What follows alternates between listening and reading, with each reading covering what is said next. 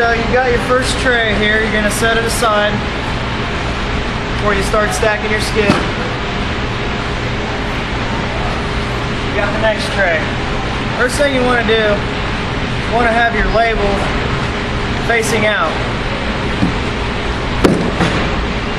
It's gonna go all the way around. You want those labels facing out so the QCVA, the Quality Control Verification Auditor, can see every tray label, verify that every tray is there.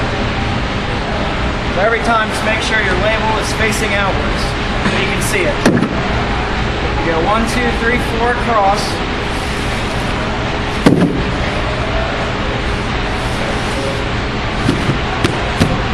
Maybe a little bit of adjusting as necessary. Get it centered. 4 that way. 2 this way. Make sure your label's facing that way. If you have like a half full tray, you're gonna stack a skid.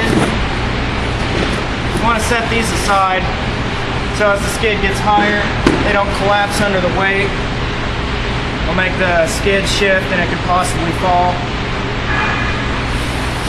So get your full trays on the bottom. And all baby trays you want to save for the end too, because they won't hold all that weight either. So you've got 1 going that way, 4 there, 2 there. Your next layer, you're going to want to go the opposite. Alternate. That. Making sure your label's facing this way, facing out.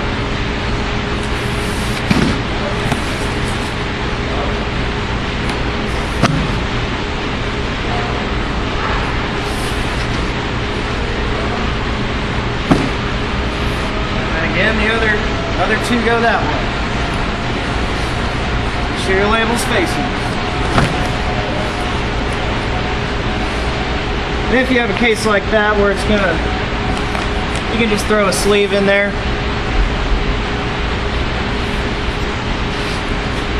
Help stabilize the skid. Problem fixed.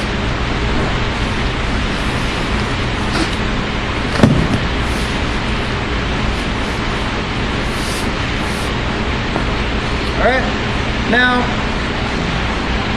about your 3rd layer, you're going to want to add a locking layer, because as you go up, you'll have a big gap in between. You want to bridge it. They call it a locking layer or a bridge. Put your first tray in between these 2 that are on the side. Put another one right behind it. Now obviously in this case you're not going to be able to have your tray labels facing out, but it's better to make sure that your skid will not fall from your machine to the QCVA area. And that's why they want us locking these layers like that. But for these, you definitely want to have your label facing out. 1 on each side. Label facing out. This side just stays the same, the 2 on the opposite side. Then if you think your skid's going to be pretty unstable, you can have 2 locking layers in a row. Just alternate it the other way. Instead of adding the 1 on this side, you'll have the 1 between there, do the same thing. You want at least 2, or at least every 3 layers. Every 3rd layer, create a locking layer. That way your skid will get to point A, point B.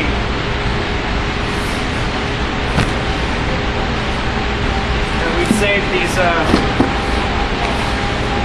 not as full trays for the end.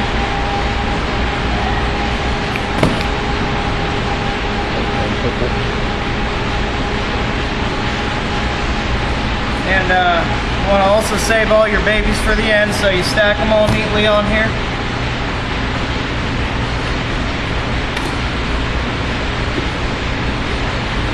Same way with their labels facing out.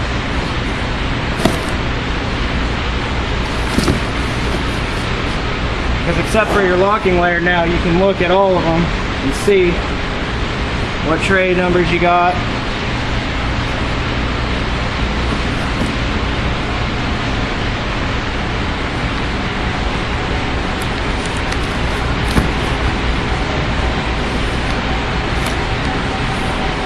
If you want, you can turn this one sideways. I like to do that so they can see it too, the babies. Label facing out.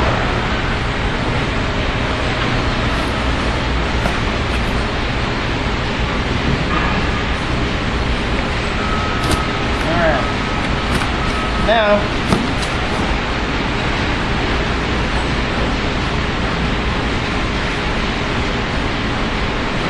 got your first tray. It's got your first purple sleeve on it.